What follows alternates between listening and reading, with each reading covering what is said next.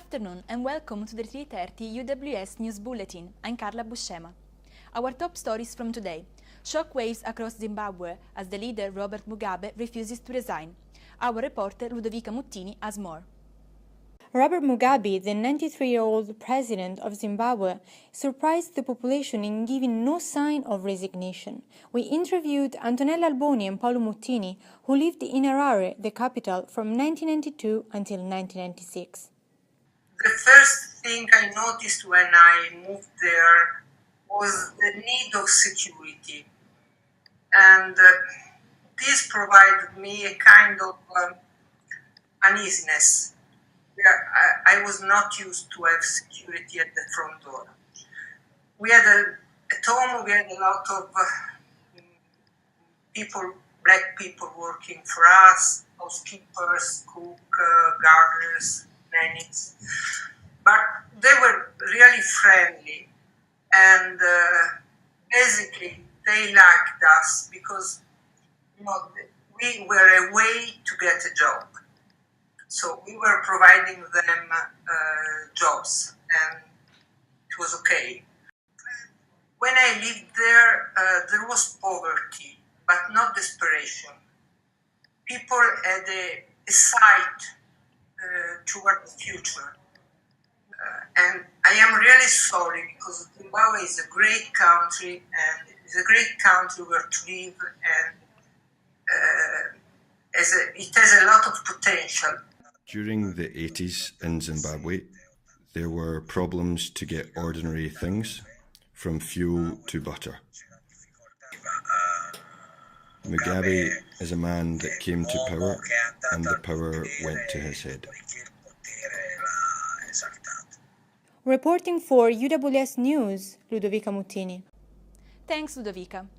A new study advises pregnant women to sleep on their side to help prevent stillbirth. Nicole Cassos investigates. A new study has shown that the risk of a stillborn pregnancy doubles if the woman sleeps on her back during her third trimester. We spoke to nursing lecturer Chris Collins to find out more. Stillbirth's a huge issue. I think it's very difficult if you're sleeping. You don't have any control over the position you're sleeping in, and there is much older research showing that a healthy adult will change their sleeping position every 13 minutes while they're asleep. So you can't really make the choice. However, there are other steps which can be taken to ensure that women have a healthy pregnancy.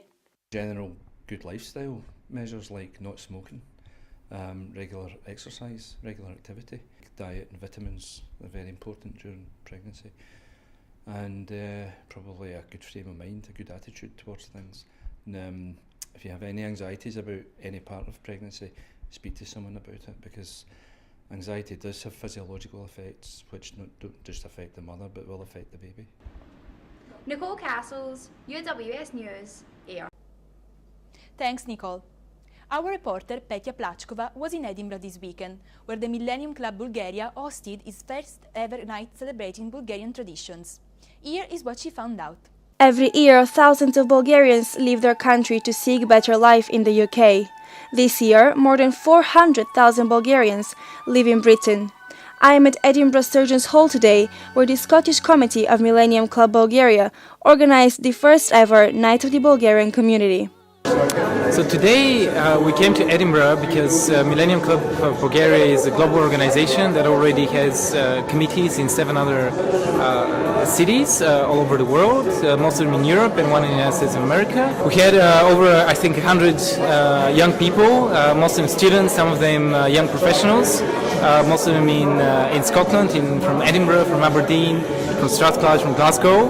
We also had a few guests who are teachers at universities and also Bulgaria's honorary consul to Scotland, Professor Zhelev, who has been the honorary consul here in Edinburgh since 2003, as well as academic researchers, and of course the lovely ensembles of Bulgarian national folklore dances and singers and musicians, which is beautiful.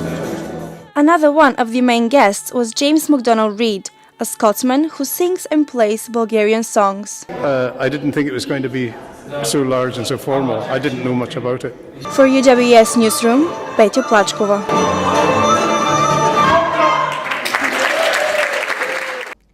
Petya is now in the studio with us. So Petya, tell us more about the event. How did it go? The event was great. I got to meet very nice people and very talented, smart, intelligent Bulgarians who love their country just like me. And I got to see how they're doing now. Plus, I met all the presidents and vice presidents of Millennium Club, plus the presidents of societies across the country. A lot of important people. So tell us more about the guests. The guests are the important people who are really interesting as well. I met Petya Eklar, who is a Bulgarian woman that she told us about her journey from Bulgaria to the US to here, and now she's actually a senior lecturer in journalism in Uni of Strathclyde. And I also met some other people like Maria Dokova and Martina Senov, who just graduated from universities in Edinburgh and are really good in their fields now and have like a lot of work with different companies across the world actually. That's very interesting. So as I know, and now our people who are watching us will know, like you're Bulgarian, so how did this affect you? It was quite emotional for me at times, especially when I heard James Reed singing and playing the Bulgarian instrument that you saw. It's a bagpipe that is a bit different than a Scottish bagpipe, but when I heard him playing that and then singing in Bulgarian, it just like teared me. It was really nice to hear that, and I got to speak to him as well, and he's a lovely man who also knows Bulgarian. That's really interesting. Thanks very much, Petya. Thank you.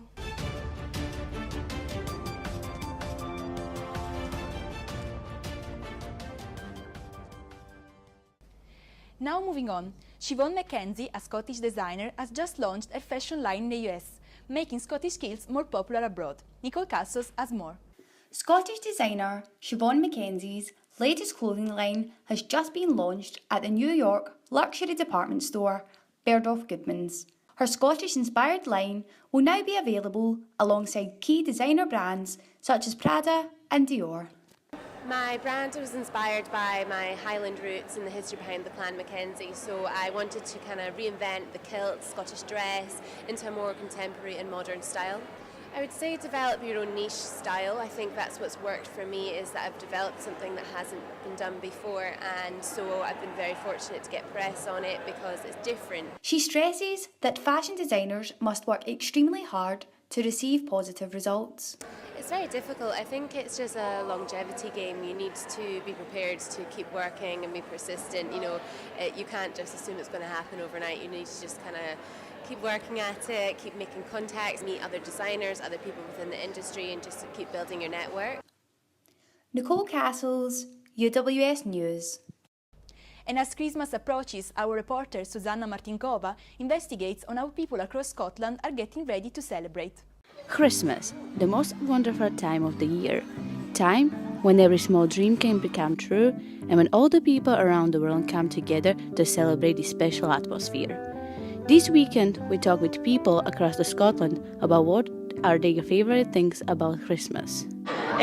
Family gatherings and cinnamon pine cones and like the smell. I love the smell of Christmas.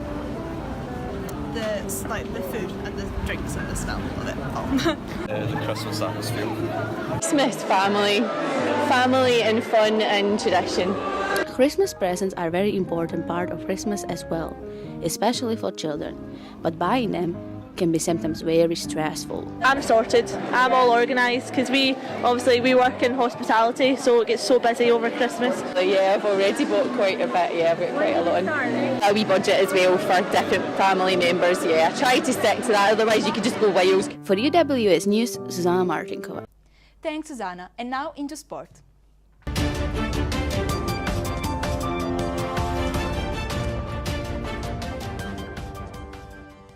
Thanks, caller, and welcome to the Sports Desk. In our first bulletin, we took a look at Hamilton's famous win over Rangers this weekend. Last time Hamilton won at Ibrox, the SPFL was still a 20-team format, and David Attenborough had just been born. Chris McMillan was at the Super Seal Stadium as Hamilton ladies followed their male counterparts in recording a huge win. Rangers hosted Hamilton Academical Ibrox on Saturday, and the visitors left Govan with a famous 2-0 victory. Rangers had the upper hand for most of the opening exchanges, hitting the bar through Alfredo Morelos. Hamilton's first goal came from former Gers player David Templeton as he picked up Ross McCrory's slack back pass, rounding Wes Foderingham to finish. Accies cemented their first victory at Ibrox since 1926 when Greg Docherty broke and squared for Darren Lyne, who stroked home. 24 hours later, Hamilton's women followed suit by beating Rangers ladies 2-1 in the final fixture of the SWPL season. Afterwards, I spoke with Rangers ladies head coach Amy McDonald. I thought in spells we actually done well in the first half. I don't think we played as well as we did, or we could have. In the second half we asked them to keep possession better. However, we've then lost a goal, which is one each, and at the other end we're not taking our chances. If we don't take our chances, we can lose goals at the other end. It changes the mindset and the mentality, and we have to be better. That's what I said to them there. We need to take care better.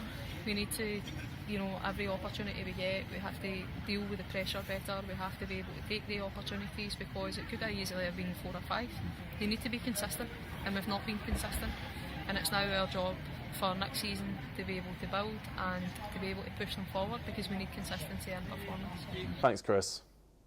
The only professional netball team in Scotland are now backed by UWS, and Tom McKinn went along to their launch as they prepare for a new season. Hello, I'm Tom McKinn for UWS News, here at the Paisley UWS campus, where today UWS launched their partnership with the netball team Sirens. I spoke to Craig Mahoney first. How proud does the Sirens partnership make you? Very proud. I think it's a wonderful sport to be involved in. I've been involved in netball for probably 20 or 30 years, and when I came to Scotland it was wonderful to be able to speak with Netball Scotland and say, can we create a partnership? And over the past 4 years we've done just that in different ways, and launching the Sirens last year was a great outcome and a fairly successful season. But this year UWS Sirens are going to go places. You looking forward to starting the season? Yeah, we are. It seems a long way off, but we're already 2 weeks in. We're just starting our 3rd week of pre-season, so we've got about 20 more trainings, I think we counted up on the calendar, so not too far away. What are your ambitions for this season? I think so. Last year we finished 6th in the table, and we're really pushing to get in top 4, and then once we're in the top 4 I don't think anything can stop us to take the win. Will there be a link from UWS teams to the Sirens? Well, we hope so. And in fact, you may have just heard out there that one of our own sports students in second year has just been named in the franchise team of 15 players. So she was on the edge last year. This year she's in, so that's fantastic. And what we want to do in future is hopefully create more recruitment into the university for people who want to play for the Sirens, and so they get national exposure. Tom McKinn for UWS News here at Paisley. That was great. Thanks, Tom. A new mixed martial arts gym was opened in Kilmarnock. Reporter Jamie Glover interviewed owner Neil Laird. I'm Jamie Glover for UWS News. I'm here to speak to the founder of Ayrshire Hit Squad MMA team. Hi, I'm Neil Laird. I started fighting when I was about 9. I started Thai boxing actually in here at the Wasabama when we were still in a wee community centre. I've done a few junior fights, done a few Thai fights, and I've done a few K1 fights. Then when I was about 16, I decided I was going to give MMA a shot. I seen an advert in Fighters Only Mag for Battlefield Gym in Glasgow, so I kind of talked my dad into taking me up there, and really just kind of fell in love with it for there, man. That's where I met Brian, who's like my coach up at Scottish Hit Squad, and I kind of never looked back for there, man. My plans for the Ayrshire Hit Squad are just keep making it bigger and better. My PTs took a bit of a back seat for the past few months, just to keep trying to build this place. We're only running 2 classes a week at the moment. We're going to be running 3 classes from the new year, and then I've said to the guys at the gym, any more spaces that come up in that timetable, let me know first. We'll just keep filling up the classes. My plan is if I can maybe get some boys fighting in the next year, maybe get some amateur fights in, some inter-clubs in the next year, get some of the boys, take them up to Hit Squad to train with, get some coaching from Brian and Steve Houston and Marcus and Lawrence, all the brilliant coaches up there. Just get some of the boys down here to train with us, get a bit of sparring and just make it one big team, man. Neil also spoke exclusively about his plans to drop to a lower weight division. As of next year, I'm going back down to 77.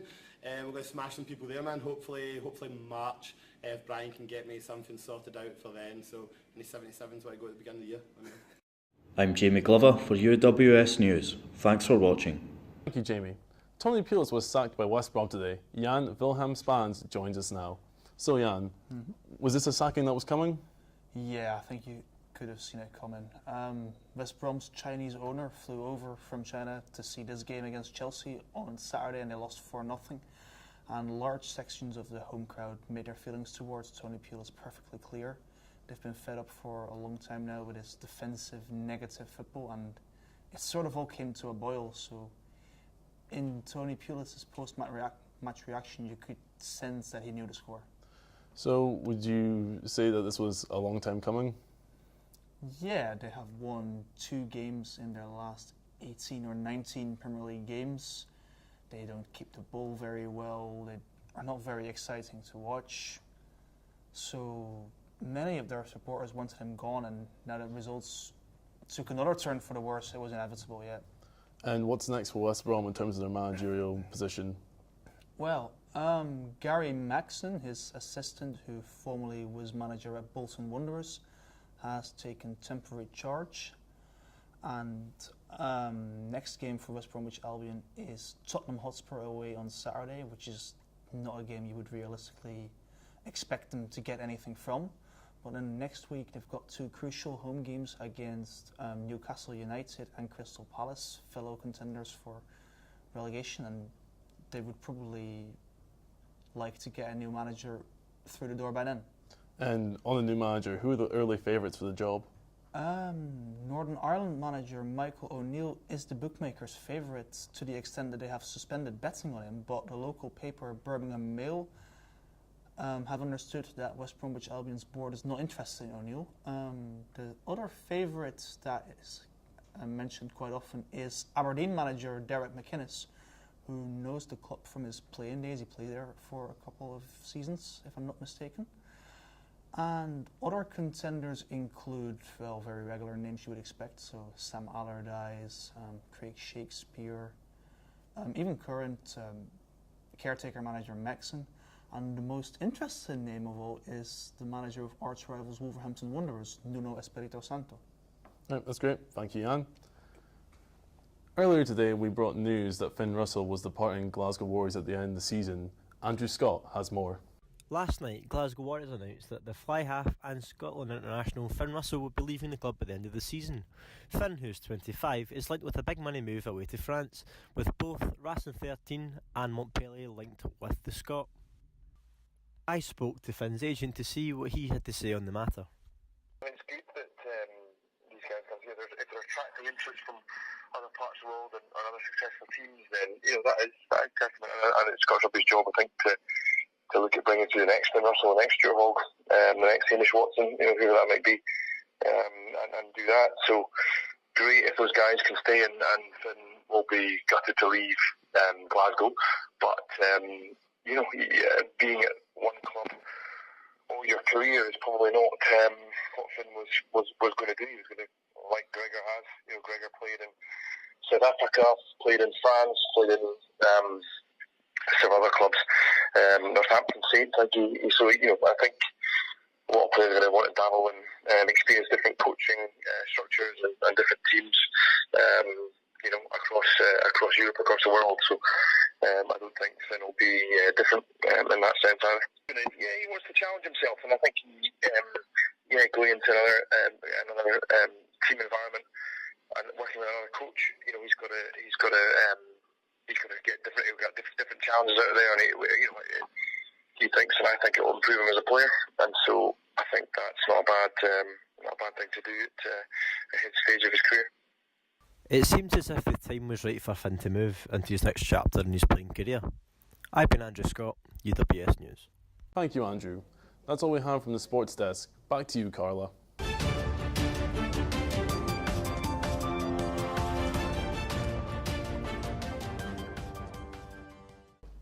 Thanks, Gregor. That is everything today from UWS Newsroom. I'm Carla Buscema. Good afternoon.